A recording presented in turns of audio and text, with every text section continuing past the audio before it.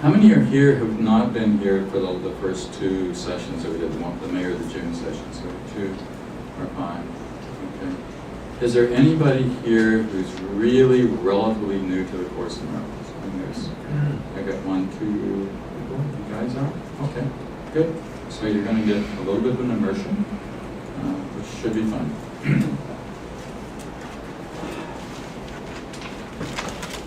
How about we start with a joke? I mean, I always like a joke.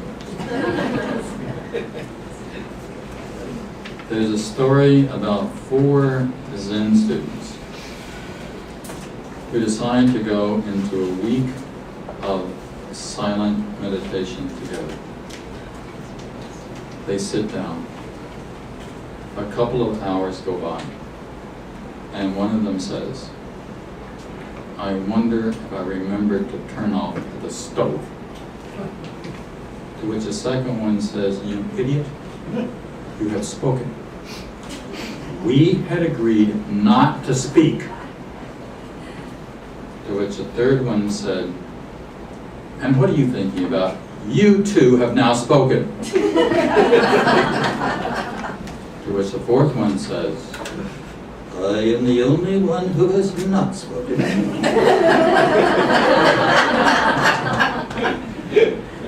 Which actually gets us to the topic that we're going to be dealing a lot with, not just today, but throughout this entire series, on this insidious thing that seems to dominate our minds, that we call an ego, which strangely enough, according to A Course in Miracles, doesn't even exist. It has actually no reality whatsoever. And it's for that reason that we are living, in terms of A Course in Miracles, in a kind of a dream state. And we think that the dream is real. We think that all these events which seem to be occurring in what we call the world seem to be quite real. And in our lives, it always seems to be quite real. And yet at the same time that that's true, I think everyone here would probably be willing to admit, say, that they sense that it's not quite real. That there's something missing, that there must be something more. You know, remember that old song from 1960s, if that's all there is? Peggy Lee, 1969. If that's all there is, then let's keep dancing. Well, the Course is making it very clear to us that it's not all that there is, that what we see with the body's eyes are, if you will, just the surface. There's a much, much deeper, in fact, that surface doesn't even exist. There's a much deeper nature to reality, which to put it in one word, we could call spirit, or another word we could use would be mind. And the reason that we have trouble grasping it is not because it's not there, but it's invisible. So we can't see it. Now, while we can't see it, we can know it. We know it as an experience. And what the Course is really trying to do, among many other things, is trying to take us deeper and deeper into that experience, so that it is so much of an experience for us that we just have absolutely no doubt about the reality of spirit, at the same time that we have progressively more questions about the reality of what we call reality, again, that being the, if you will, the outside world.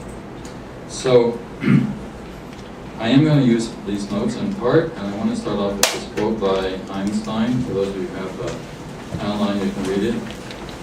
Again, for those who are watching on YouTube, they're available at our website, which is miraclesmagazine.org. Let's start with the quote from Einstein. A human being is a part of a whole called by us the universe. A part limited in time and space. He experiences himself, his thoughts and feelings, as something separate from the rest. A kind of optical delusion of consciousness. Let's sort of stop there for just a moment.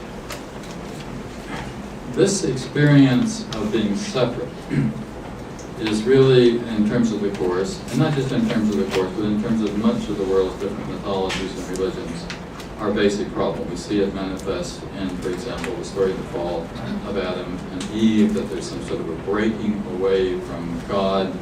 It's literally described as a fall. We fell from grace, we fell from heaven, we fell from reality, we fell from the truth, and then we got caught up in this thing that we again call the world. But not just the world, but also into this separated, segregated, isolated, differentiated thing we think of as our own individual human consciousness. And that segregated, separated, divided consciousness is also a place of misery and pain. It's a place of misery and pain in good part because we do experience the separation. Because we don't experience the wholeness, we don't experience the completeness.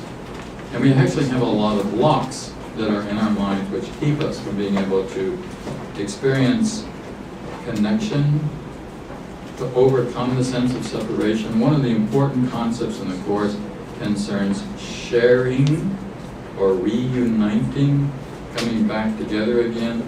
In terms of the Course, there's actually only one of us here. Even though that one has, if you will, been broken and fragmented and split and split and split and split and split and split into trillions and trillions and trillions of different forms. In fact, it says in the Course that consciousness itself is the split. So what I mean by the consciousness itself, I mean that the moment I have consciousness of self, then there is self and other. All right, so then we've got two separate things.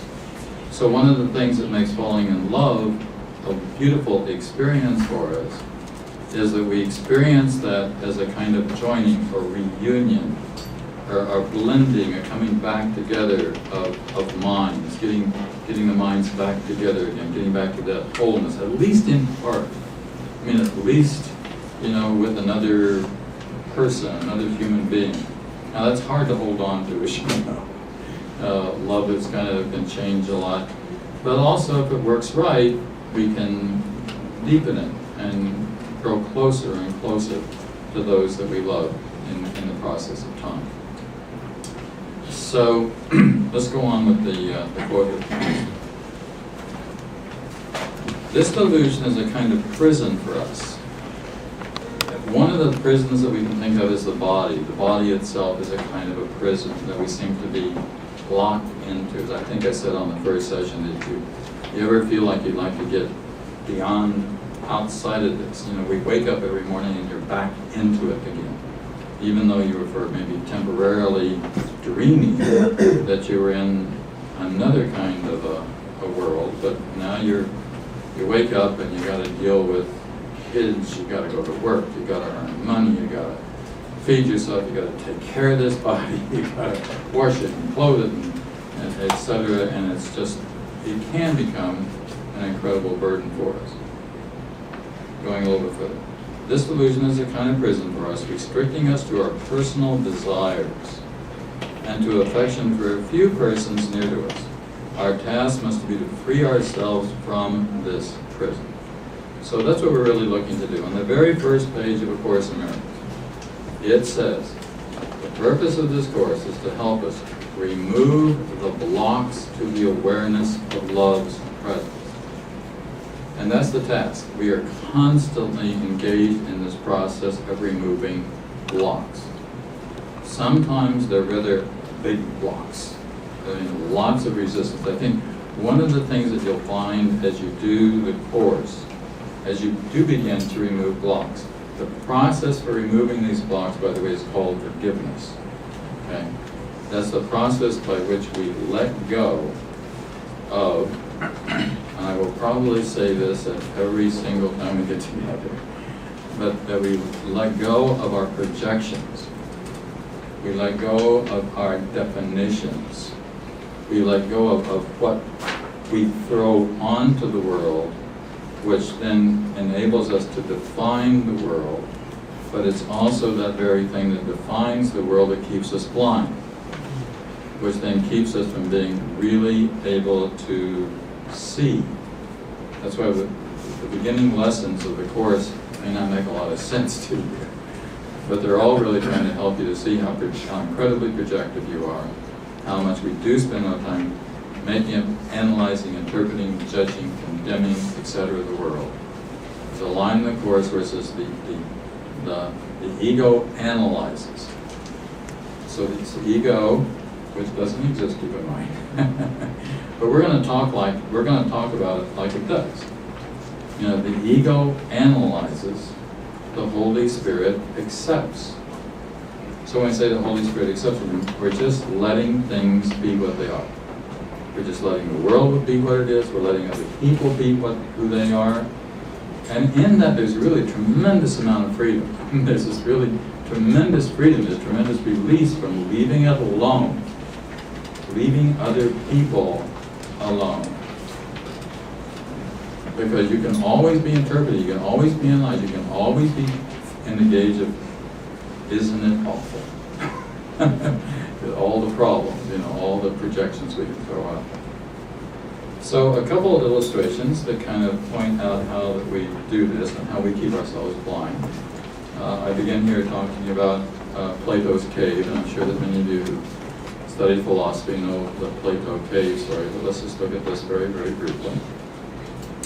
So Plato uses an analogy of men in a cave who are sitting in such a way that they are facing a wall, and they have blinders on them which keep them their sight so that they can only see straight ahead to this wall. Behind them is another wall of about, let's say, 5 feet or so in height. Behind that wall there is a fire. And between the fire and that wall, men walk along carrying objects on their heads, like pieces of pottery or wooden pieces or something like that, thus casting shadows from the fire onto the wall. So Plato, about 2,500 years ago, thus creates the first motion picture, which is just shadows on a wall. Of course, shadows are only two-dimensional. You know, they only have height and width. They have no depth to them at all. But this is the world that the men see. Now, says, what would it be like if we were to take one of these men up out of the cave and bring him up into the light? Wouldn't he? First of all, you have a lot of hard time adjusting. We would have to hide it. It would take a long time before you could see the light, and then really become aware of the fact that there's a three-dimensional world. Right? And I said, what would it be like if after he's adjusted to this and he's seen that there's a whole other world out there, right? We take him back into the cave and he tells the other people in the cave about what he's seen. He says, now wouldn't the people in the cave think that he was absolutely crazy? Wouldn't they think he's just nuts, that he has lost his mind, that he has no idea, because they can't possibly understand what he's talking about. And we could see that that could be the same thing for Jesus or for other prophets who come along and start saying, look, you know what the real thing, you know what's really, really real? The real thing is the kingdom of heaven. That's what's really real. And this thing, that this is just a dream you all are living in. And everybody go, yeah, sure. Tell me, you pinch me, tell me that's not real, right? Another story to sort of illustrate the point is the story of the dragonfly grubs. It's a story about a pond, and in this pond there are a family of dragonfly grubs, brothers, who live in this pond. But they notice that every once in a while, one of the brothers will begin to have this tendency to want to go over to one of the stalks and begin to kind of slowly, for some reason, crawl up the side of the stalk to the surface of the water. And then they will notice that after a while, if we get really close, he would disappear and be gone from the rest of the brothers. So one brother decides that if this ever happens to him, he's going to remember what happens when you get to the surface, and he's going to come back, and he's going to tell the others about what happens.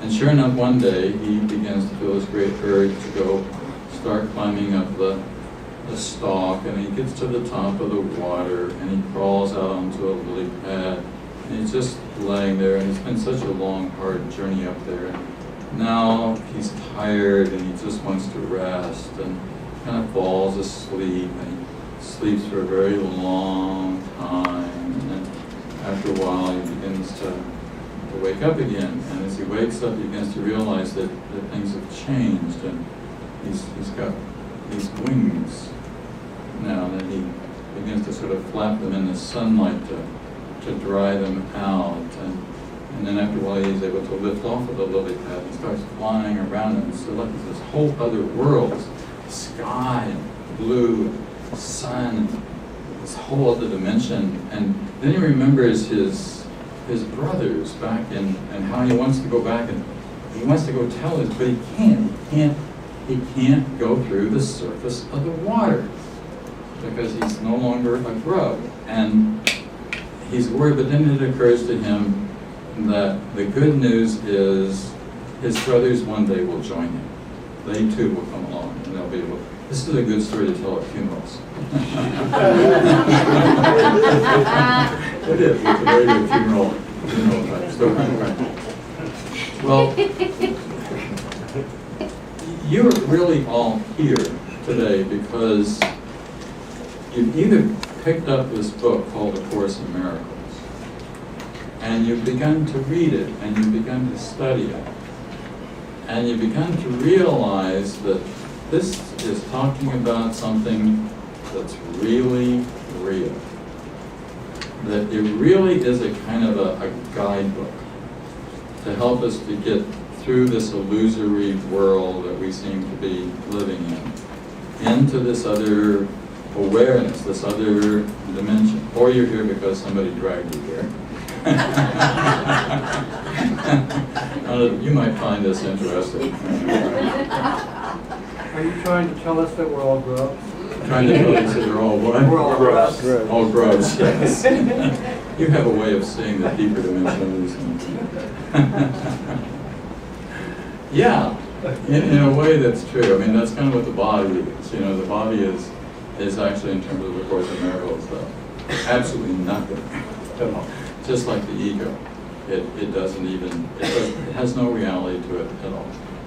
And there's a very simple proof of the fact that it has no reality to it, which we've talked about before, but what we're in it simply is that at some point it won't exist. In fact, it's very soon it won't exist. In fact, is 20 years from now, 30 years from now, almost none of these bodies will exist at all.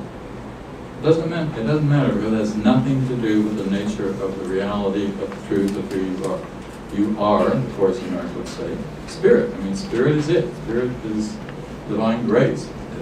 That's all that there is. But we're trying to remember that.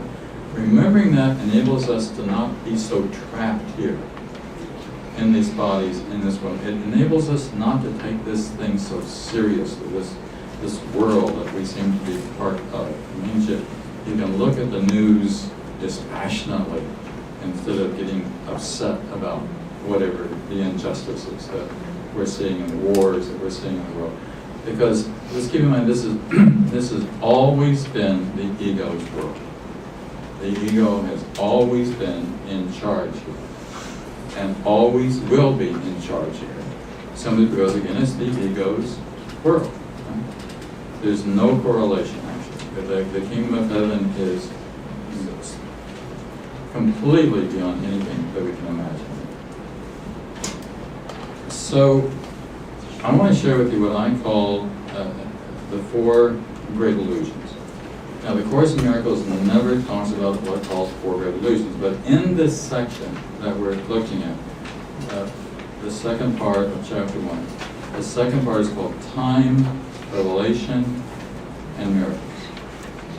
So one of the illusions, one of the four great illusions, the four great illusions very briefly are A, that you live in a body, that's an illusion.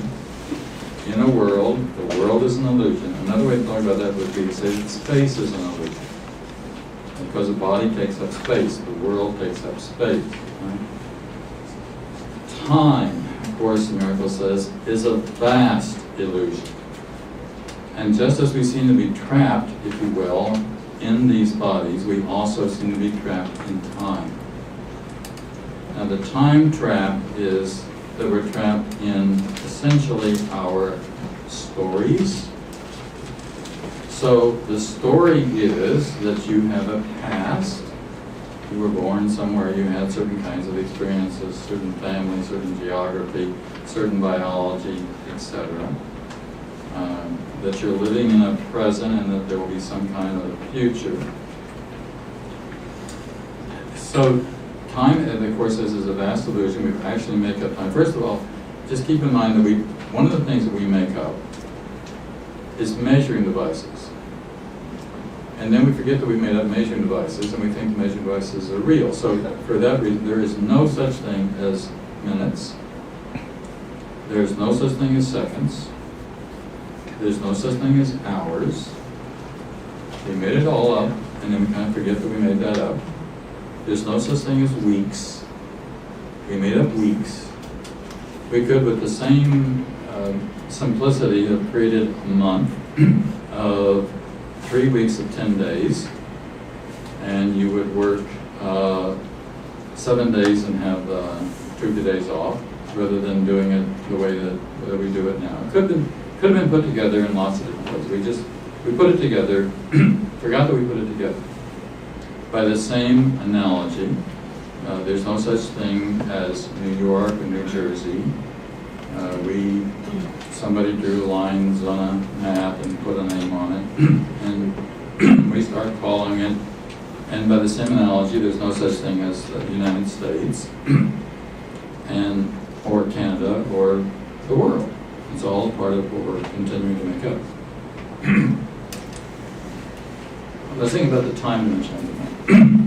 So, one of Einstein's great discoveries was that time is relative. So that means that time can speed up, or it could slow down. And what would be really, really interesting is what happens if it's stopped. Now, I know we're here in the Greenwich Village is right over there. There's the East Village is right here where we are. And some of us here, I grew up here in the 60s and the 70s, and we had some experiences with something we call psychedelics. And one of the things that happens when you had those experiences was that you could get into a position where time would stop. And the reason that time would stop was because what was going on in your mind was going so fast that you couldn't even talk about it. I mean, that you couldn't, the first experience I had with LSD was in 1966, before it was illegal. It was illegal about a month later.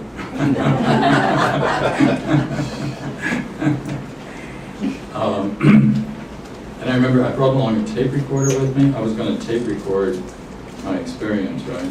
This is in California where I was doing my master's.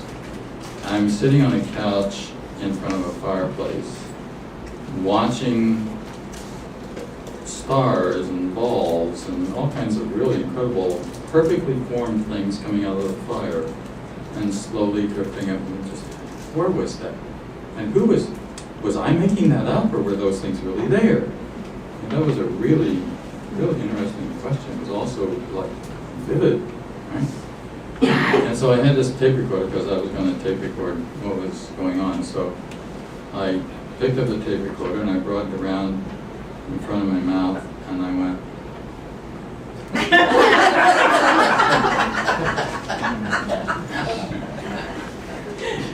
You can't talk about it.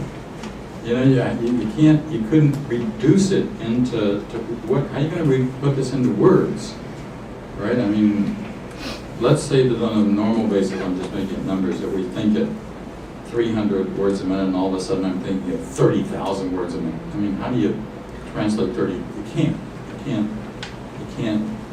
do it. That's what I mean, but it sort of was this, the world stops. It becomes so incredibly fascinating.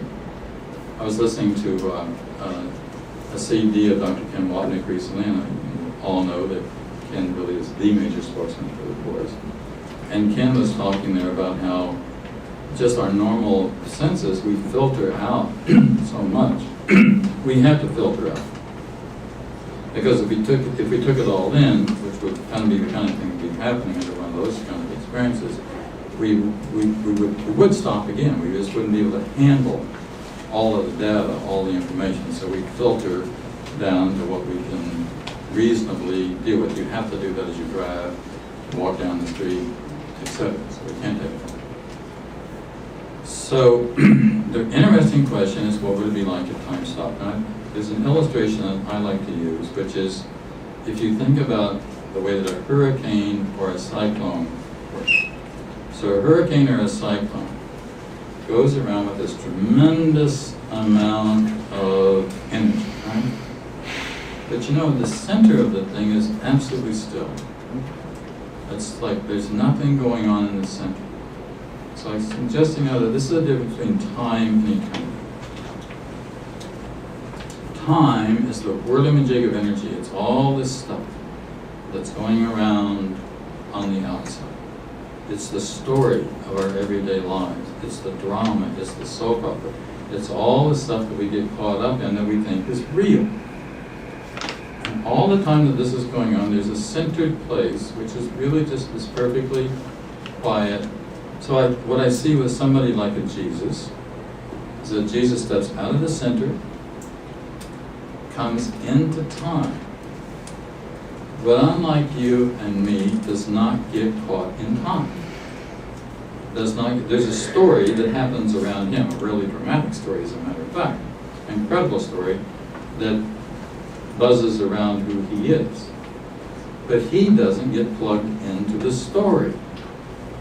It's getting plugged into the story that causes us to become so incredibly distracted that we don't realize that there's any other kinds of possibilities. Right? All this time, there's this perfectly centered place, which is really what the Course is trying to help us to get back to. And one of the mechanisms that the Course talks about as a way to do this is through the very simple practice of patience. Patience is one of the 10 characteristics of a teacher of God. So that we're actually, as we do the Course, we're moving deeper and deeper and deeper into this very patient place where we do let the world be what it is. We don't get caught up or involved in what's the dynamics of the world. We don't get distracted by it. Ken Wapnick likes to say, stay out of the sandbox. Don't get in there and start throwing sand around, which is something that we can very easily do. Start thinking it's all very important. Another imagery that the Course uses, or the latter part of the Course, it talks about getting above the battlefield. So if we're above the battlefield, then from that vantage we look down, again we see a game, we see the play, and we make this very simple decision: not going to play. I'm not going to get caught up in this drama or this story that's going on. Plato actually uses that analogy also in the Republic. He talks about, he says, assume, for example, that you were at a sporting event at a stadium, and you're sitting up in the bleachers and you're watching what's going on the field. There was no football in Plato's day, but some kind of games are going on, right? And now the players down in the field, they're very involved in the game. Like, it's really important, for example, that they win. So they're going to do the darndest that they can get. Their minds are completely devoted to the game because they're going to win. But you're sitting up here watching it. If you're watching it dispassionately, of course, if you're one of the fans, the crazy New York fan of one of the teams, right? Then you've got opinions about this, and you get disappointed or elated depending on what's going on. But actually, it doesn't matter. It's literally just a game. There was a story from the early 1900s before they were filming football games and things before they could, where there was a game. Some of you may know about it. I don't remember who it was, but a kid picked up the football, ran the wrong way, and lost the game. But being back before, there were films and things, they weren't sure who it was, and they asked the coach, who was that ran the wrong way and lost the game? He says, it's just a game, I'm not going to tell you. I mean, it doesn't matter. It doesn't matter. You know, and it really doesn't matter. You know, we make matter a lot of stuff that doesn't matter, including matter. We make matter matter, and it can just make you matter. So let's go back to the cyclone illustration. So another way that we can think of time, even though there is no such thing, but the Course also talks about how everything is happening in kind of, if you will, kind of radically loaded now. It's sort of a holographic dimension of time. So let's say that we're in the center here, and we could step back into different times. Let's say you step into 17th century France. Then that would be what your dream would be. Or you step into 19th century Russia, or you step into 21st century America. These are like different dreams, or we just step into these at different points. Now, here's a very important word. I may have mentioned this here before, but it appears with reference to the question of reincarnation. And what it says is, in the clarification of terms in the back of the Course, very important word, ultimately.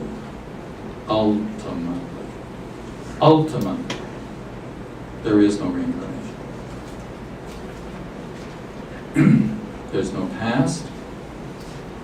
There's no future. And birth into a body once or many times makes no sense. It makes no sense because in each case it's just a dream. And why would we want to keep going from dream to dream to dream to dream to dream to dream? Wouldn't it be really nice to stop dreaming? Which is why what the Course is all about, I'll use that phrase a lot. What the Course is all about, it's about waking up. And one of the things that's interesting, you notice about waking up is that when you wake up, what you do is that you realize you were dreaming. Before that, you were dreaming. So now, if you wait, and you can maybe kind of look back on your own life now, and you can sort of think about, say, your 20s or the 30s or something, and how at that point you were kind of dreaming. But now you're not dreaming at the same kind of a dimension. So the Course says, where does the Course say we spend most of our time? Dreaming. Well, yes, but in time. In the past. The past. Yes, the past. In fact, there's some of those very early lessons I see only in the past. I say we spend a tremendous amount of time living in the past. Actually, the older you are, the more you do it. Because you've got more past to do it with, right? I mean, more past, right? The good old days, right? Remember, you could sit around and reminisce about, remember once upon a time. All right. But we're also held in the past, the Course says, on an ego level, by something called sin. So sin is this experience that we have committed in the past. We did something wrong in the past. Actually, probably did a lot of things wrong. Actually, there's one primary thing that you did wrong, is that you split off from the mind of God. That's the first mistake right there. That at some point you said to God, thank you very much, God. I'd really rather do it myself. And God cannot stop you from doing this because you have free will. And so if you want to go off, and the prodigal son story is a great illustration of this. If you want to go off, you go off. The father in the prodigal son story makes no attempt to stop the son from going off on his adventure, if you will, but also knowing that it's a dream from which the son will at some point awaken, and we begin to remember the truth of his identity, begin to thirst for it, and recognize that he could go home, he could wake up, and at some point we all kind of wake up. So, past is guilt. Past is deceit. Present is guilt. Guilt is a very major issue in the Course. It's a biggie. It's really the major stumbling block that we're all trying to overcome. Because we recognize that we did something, we've sinned in the past. My experience in the future, in the present, rather. My experience in the present is called guilt, and it's a very unpleasant experience. It's a stinky, awful experience. You know, if you've ever felt really guilty about some thing in particular, you did something that hurt somebody else, you know, it's just it's a terrible experience. So the Course is going to try to help us to overcome guilt by understanding that you're not guilty. You're really an ultimate inaction. The truth of the reality of who you are as an awakened being is not guilty. So you look back upon that experience and realize that that could only happen within the context of the dream. So we have the past is a place of sin, the present is an experience of guilt, and the future is an experience of fear. And what the fear is that we're going to be punished for whatever it was that we did in the past. Right? So this is the time trap. The time trap is the sin and the guilt and the fear, all of which we're seeking to find freedom from, which we find by realizing the truth of who we really are, which is not an ego-bound, bodily-bound, sinful, guilty thing, but actually a child of God who is under the grace of God, and that's all that there could possibly be. So chapter 1, section 2 is called Time, Revelation, and Miracles. So now let's start talking about the second of those words, which is revelation. This is something that makes the Course different from some of our other basic philosophies, which makes the Course actually very similar to transcendentalism. Some of you know what the transcendentalists, starting with Immanuel Kant, and then the American transcendentalists, Emerson, Thoreau, and a host of others, all of whom, interestingly enough, lived in the same area around Concord, Massachusetts, during the early part of the 19th century. The thing that made transcendentalism different from other philosophies of the time was that it didn't concern itself with logic and reason. The Course does talk a lot about reason, by the way, but it's really concerns with revelation, which is, again, a matter of waking up. So that everybody, there's a great line in the Course, everybody already, and it's not everybody, correct myself, everyone, I keep saying everybody, it's not about bodies. Everyone already knows. Inside your little Miracles magazine, you all have a card from Course in Miracles, right? Did you see your card? That's a message for you for today, whatever that card says on it. Right? And I thought I'd pick one up for myself. I guess I don't see. Anyhow, my card was a card about everyone already knows.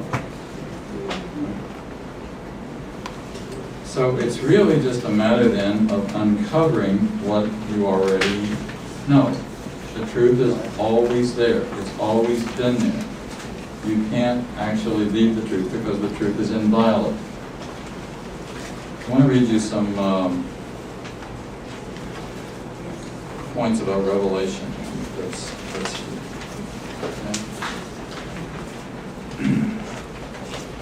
on page 3.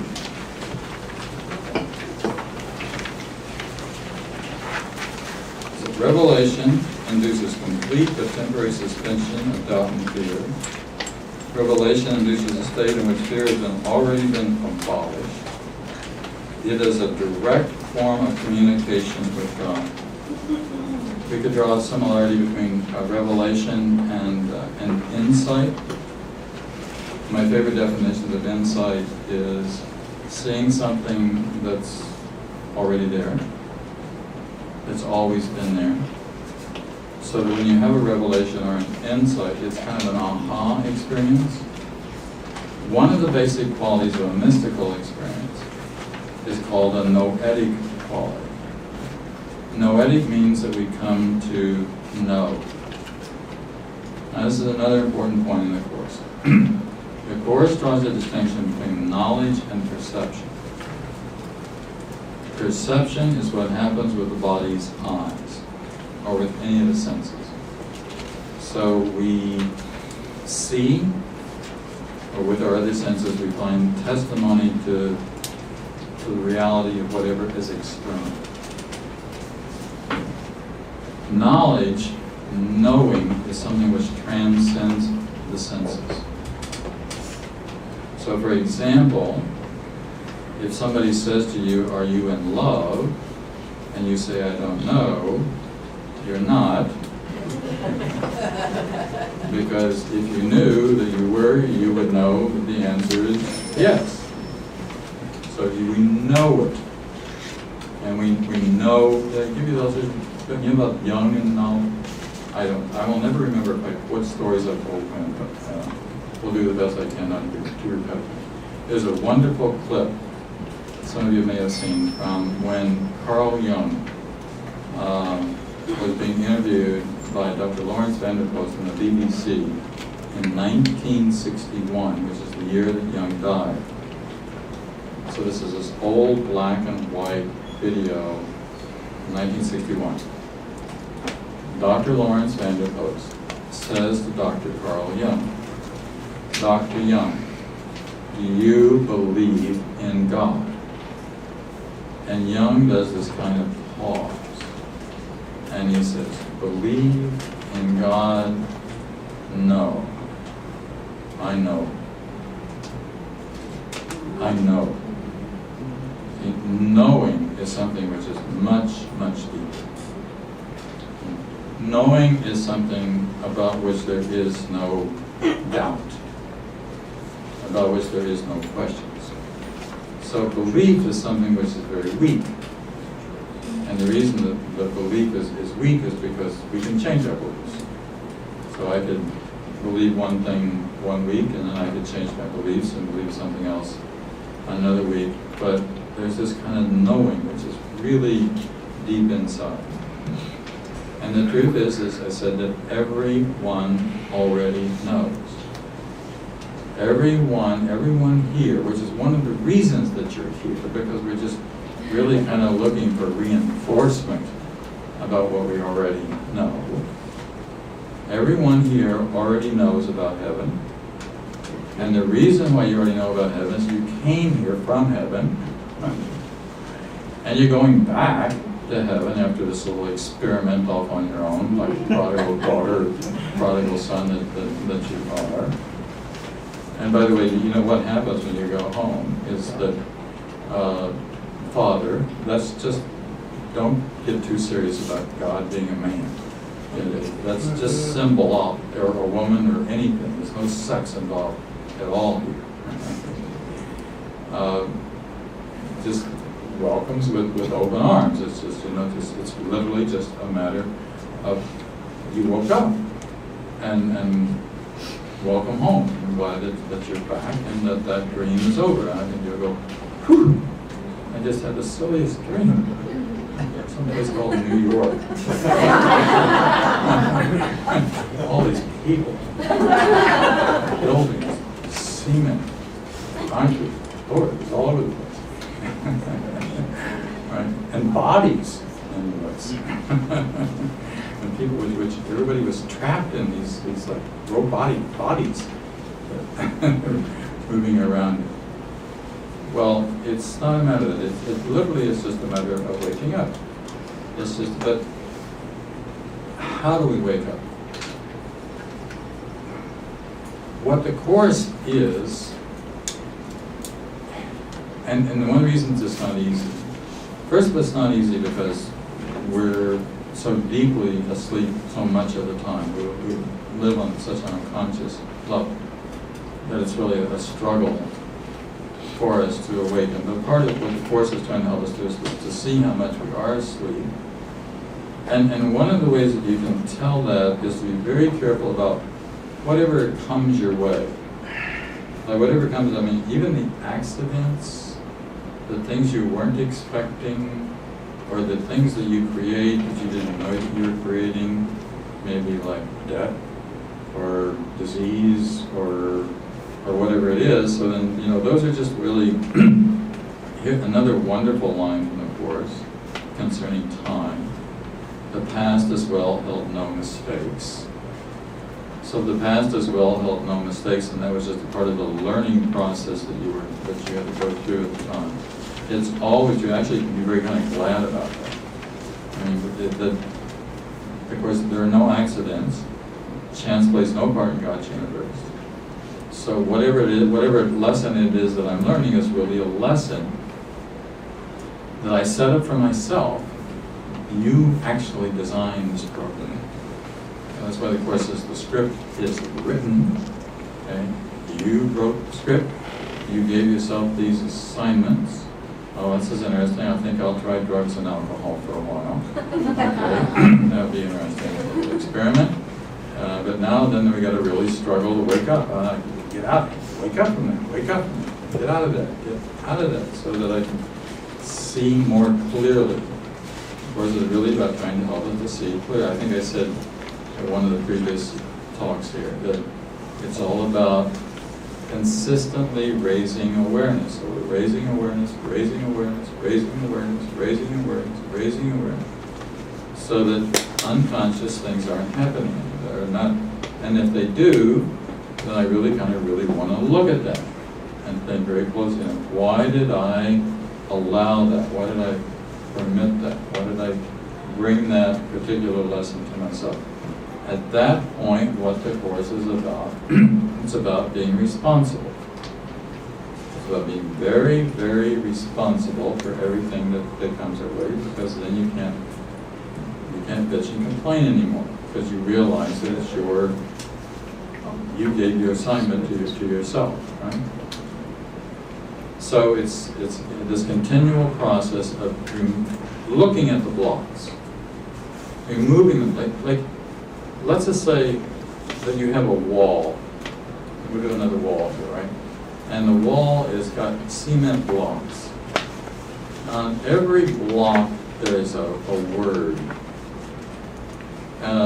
And that word stands for something that you have anger. Let's say anger or attack thoughts. All right? You see attack thoughts coming up in your mind. I did lesson 151 this morning, and it was really about looking at attack thoughts. Look at your attack thoughts and then, why do I have these attack thoughts?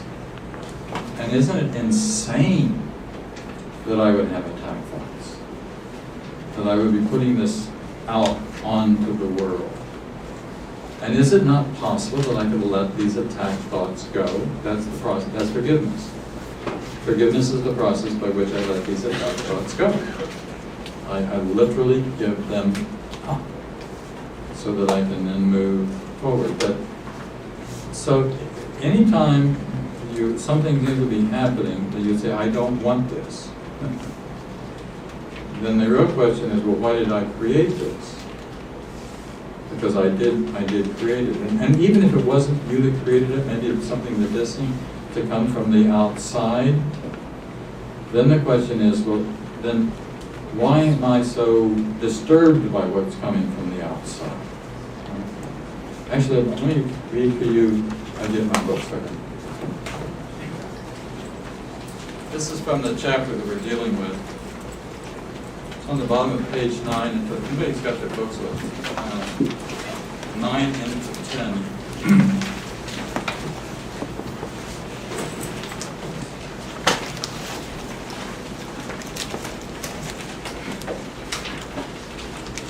I'll start on the very last paragraph on 9.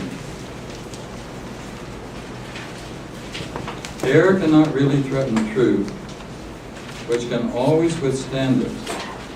Only the air is actually vulnerable. You are free to establish your kingdom where you see fit. But the right choice is inevitable if you remember this. And then let's read this part here. Spirit is in a state of grace forever. And I've repeatedly said this, we'll say it again. Your reality is only spirit. Period. Underline. Therefore, you are in a state of grace forever. That's a very peaceful thought, isn't it? It's really a wonderful thought. You're in a state of grace forever. Atonement undares all error in this respect, and this uproots the source of fear. Whenever you experience God's reassurance as threat, it's always because you are defending misplaced or misdirected loyalty. When you project this onto others, you imprison them, but only to the extent to which you reinforce error they have already made. Think about that. So let's read the 9th sentence again. When you project this to others, you imprison them, but only to the extent to which you reinforce error they have already made. So you're pointing out the errors of your brothers and your sisters. That's an error. It's an error for me to be pointing out the errors. I'm reinforcing the error. Now this is something the ego likes to do. The ego spends a tremendous amount of time looking for error in the world. In our brothers, the people we live with, and the people that are politicians and just whoever, your boss, and the people you work with. Stop it. I did do stop it here, didn't I?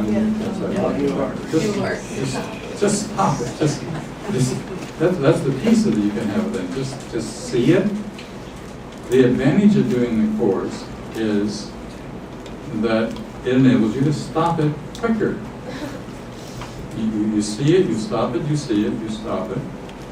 My wonderful wife was sitting on the deck the other night talking about something that was going on at school. And all of a sudden just stopped and said, I'm being projective, aren't I?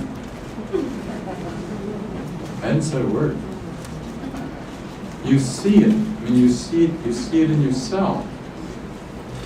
And when you see it in yourself, that's the point at which we let it go.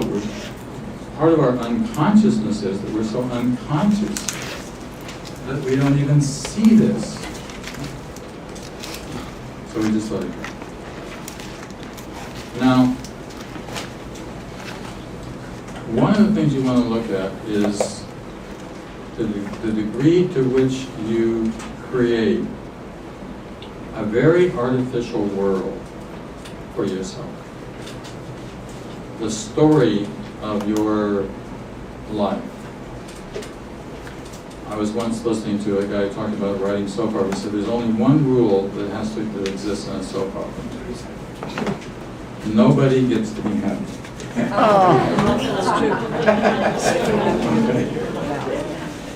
Writing a soap is exactly the opposite. The Course in Miracles is about unwriting soap, undoing soap. It's about actually perfect happiness. And you're going to say, that's not possible. But of course it's possible. Is heaven possible? If heaven is possible, perfect happiness is possible. And heaven is not only possible, heaven is reality. That's why there's a certain sense in which this world is hell. Don't take it too literally, but it can certainly be hell. As, for example, if you're in pain, it's hell. Any kind of anguish, war is hell, etc. Disease is hell. Anytime we're having those experiences, it's a very hellish state. Aldous Huxley, writing during the Second World War, said that he thought maybe this planet was another planet's hell. Right? You can understand why he would have said that at that particular time, because it really looks like it. I used to go see Ken on a fairly regular basis when he lived here in New York or had this retreat center up in Roscoe, New York. I used to go to what I call my annual spiritual checkup. And one time I went for the annual spiritual checkup, and we sat down to talk, and the first thing he said to me was, "How's your kingdom?" Now, the right answer to that question is, what kingdom? Exactly. If you're talking about God's kingdom, well, we're doing what we can to make way for it. But if you're talking about my own little kingdom, well, then we all create our kingdoms. Did you also, just this last week, I was watching PBS, I think it was, there was a series on, it's been on before, about the Rockefeller and Morgan and Carnegie and the empire builders of the end of the 19th century, and how they built these incredible industrial, the first great U.S. trusts that there were, and they were very, very competitive. They were not happy folks. Not on the whole, they built incredible kingdoms. Right? So you can build some incredible kingdoms in this world. Whatever kingdom you want to create, fame and fortune, it's a great kingdom if you want to create, but they're not happy, doesn't mean you're happy. Because as long as the kingdom that I'm building is sort of outside of me, it's I literally once, I was giving a talk in Oklahoma City, Oklahoma, and I never know who I'm going to stay. Sometimes I know, but I don't always know who I'm going to stay with. The churches usually make arrangements for you to stay with somebody who's in the church. This one time, I stayed with this lady whose husband had recently died, and she'd only been married to this guy for 3 or 4 years. And we went out to the house, which was a castle. I mean, literally, there was a moat. I'm not kidding, there was a moat and a drawbridge. Right? And there really was. Right? It had been built around this thing. Out, and the insides were like something out of a very strange catalog of the finest of whatever the world had to offer. There was an elephant in one room. I'm not kidding, it was a stuffed, not a real elephant, but a leather elephant, about that tall. Well, I'm not going to belittle that, but... And then unfortunately, this guy died right after he built this thing, right? And he left it all to her. But he had a bunch of kids. And they'd only been married for 3 years. So guess what was happening? Oh yeah, right, like tremendous battles were going on, and she was in great suffering about how they were going to, it took her 2 years to resolve it. I was back there 2 years later, and did that ever get resolved? Yes, it finally got resolved. And I think the kids got a good piece of it, but it doesn't matter. But it was all about the kingdom and fighting over the kingdom that this fellow had built. But we all have our little kingdoms, or if you will, our own little soap operas, our dramas. And the Course is trying to help us to get out of that. Who here, back to the 60s again, 70s, 80s, read the Don Juan Carlos Castaneda? Oh, good. get more hands here than I would normally have. A lot of places I read it. If I ask a college class that question, they're how easily we forget, right? But there's a point in the Don Juan Carlos Castaneda series where at one point Carlos, Don Juan rather, points out to Carlos, he says, I don't have a personal history. And Carlos got thinking about it and he realized that was true. But that doesn't mean he knew nothing about Don Juan's past. He was just there as this teacher. He didn't have a story. He says, if you don't have a story, you don't have to fit it. Now think about that. If you don't have a story, you don't have to. There's a lot of freedom in that. That's why you wouldn't really want to be famous, because your picture winds up on magazine covers and all kinds of comments going on about who you are. That traps you. That's a time trap. You're trapped in time, in that story and in that personality, and then you got to be that. And actually, the more you got to be that, the more you may also realize it's not real. So then, the more unreal it is, the more kind of existential angst that we have, because we know that it's not real. But then, the bigger it gets, the harder it is to get out of it. So it becomes very difficult to stop it. But we all have our own little kingdoms, which are involved with our families, let's say, for example, and the relationships that are going on there, or the relationships that are going on at our work, or whatever it is. And all those we want to be able to stop too. That's why we want to get to an incredibly objective point of view, rather than simply being in a subjective position. So I think that's my talk for now. Let's take a 15-minute break. We'll come back. When I come back, the first thing I'm going to say is, are there any questions? I hope you have questions.